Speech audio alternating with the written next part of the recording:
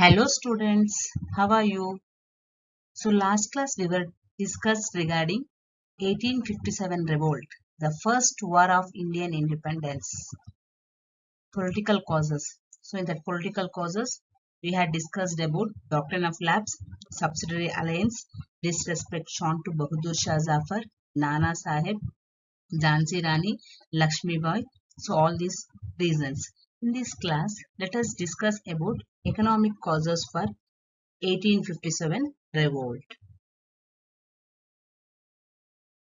See, after that Battle of Plassey, Battle of Buxar, so Britishers became the masters of our India. So initially, where they were concentrating only on trade and commerce, gradually they wanted to involve in our Indian politics.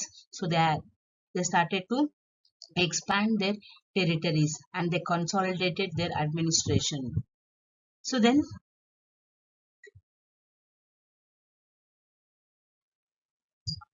they turned towards to our Indian economy.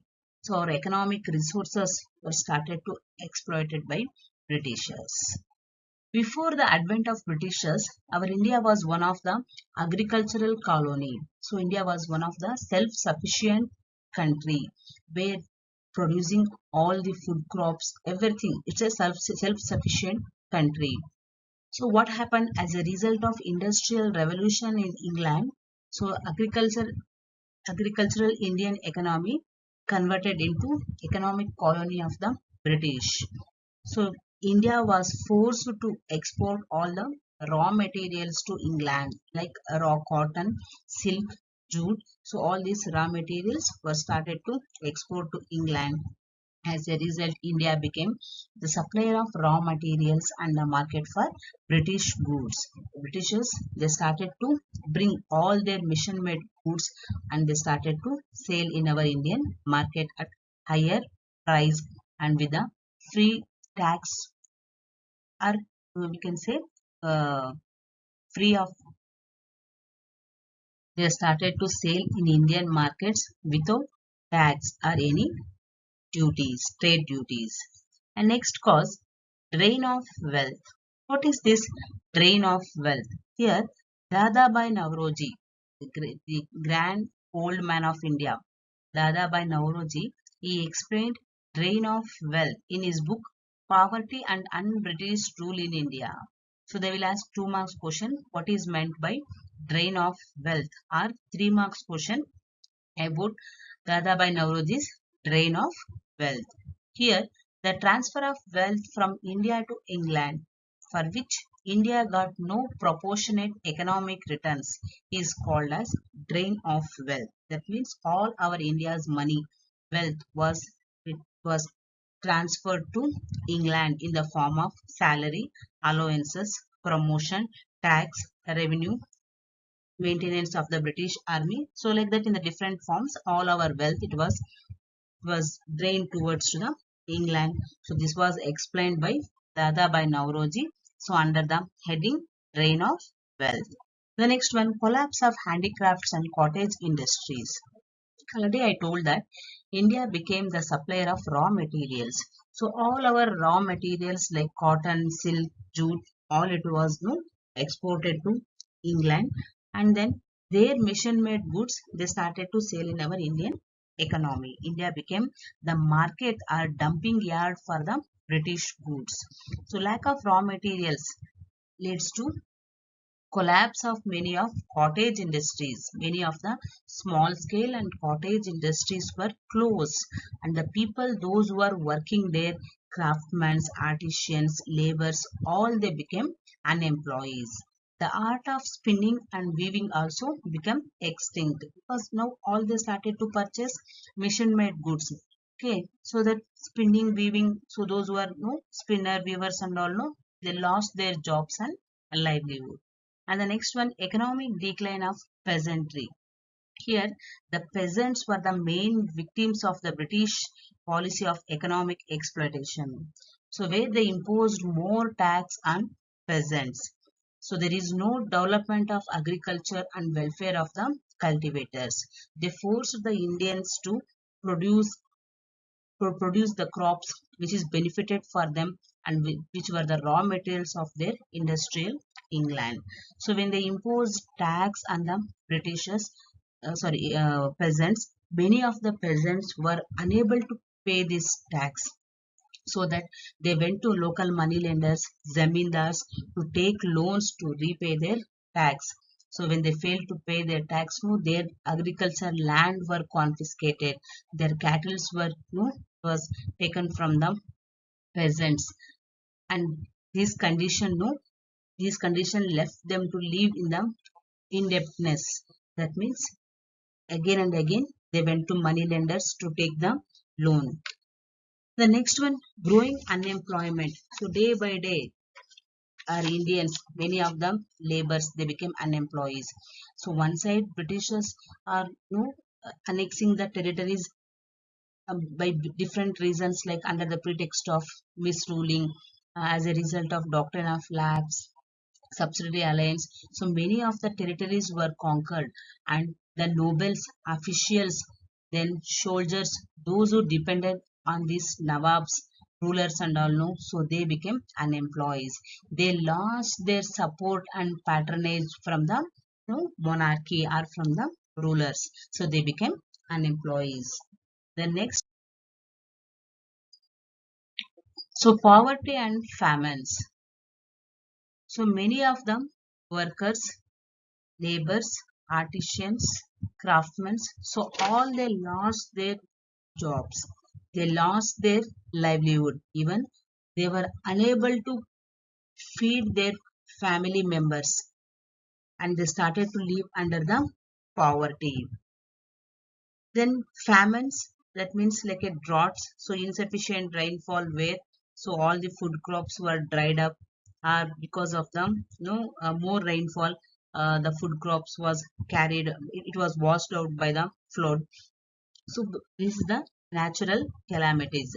So the natural calamities also one of the cause for this poverty. So the people, they started to die because of the poverty and famines. So where the Indians were facing more problems, and they were fed up with their pathetic conditions. So where the Britishers didn't do anything to come out from these problems. They didn't give any remedial measures or any supporting hand to come out from these natural calamities and the poverty. So it has created a resentment, a dissatisfaction among the Indians, these zamindars. So zamindars, artisans, workers, so all together, so they thought that the Britishers' existence in our India is the main cause for our poverty, unemployment and pathetic conditions. So they thought to remove the Britishers from our India, and they joined their hands together, and they started to fight in this first war of Indian independence. Inhuman treatment given to indigo cultivators. That slide went. Okay, so I'll explain. So inhuman treatment given to indigo cultivators. So here what happened? Indigo, it's a type of herb. So where they were using to color their cloths. It's a one of the raw material for dyeing the cloths. So Britishers, they forced the Indians to grow more indigo. So where the farmers, when they grow other crops, so their lands and crops were burned, and they physically, so they were tortured. Okay, so they forced our Indian farmers to produce more indigo, where it has a raw material for the British industries. The next reason, decline of landed aristocracy. So in 1852, Britishers introduced Inam Commission. According to Inam Commission, where the Jagirdari lands, so the Jagirdari lands, it was continuing like a hereditary property. If the father is having that Jagirdari land, that will be next, it will be given to his son, and next his son to grandson, like that it will be continuing from one generation to another generation. Okay, so Jagir means it's a part of land instead of salary, where they were giving the land as a land as a source, as a or we can say it's a asset for the person. Okay, so these Jagirdari lands, okay, it was the main revenue source for these landlords. So here the British government, according to this Inam Commission, 20,000 estates were confiscated from the landlords. So British government asked them to submit property documents, property will and that no documents. But when the landlords failed to give the proper evidence of their property or documents, so their lands were confiscated. It was taken back from the landlords, and these property were publicly sold. It was publicly sold for highest bidder. That means, in for example, if we have taken housing loan on 10 lakhs or 20 lakhs, if you have taken housing loan, if you are unable to pay that loan, so at last no that house will be occupied by the government. So court will occupy that house, and that house no publicly it will be sold. Araj, we will use that word araj, publicly it will be sold araj. So there who will no who will ready to buy for highest rate, that is called as highest bidder. So that property rate, it is for example 50 lakhs. If the person is ready to give 55 lakhs, so that person is able to get the property. If another person is ready to give 60 lakhs, so then that person is ready to is eligible to take the property.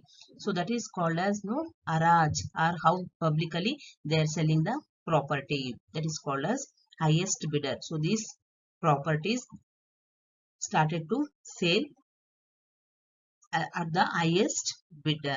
So in this class you have learned about economic causes, how economically our Indian society was exploited by the British.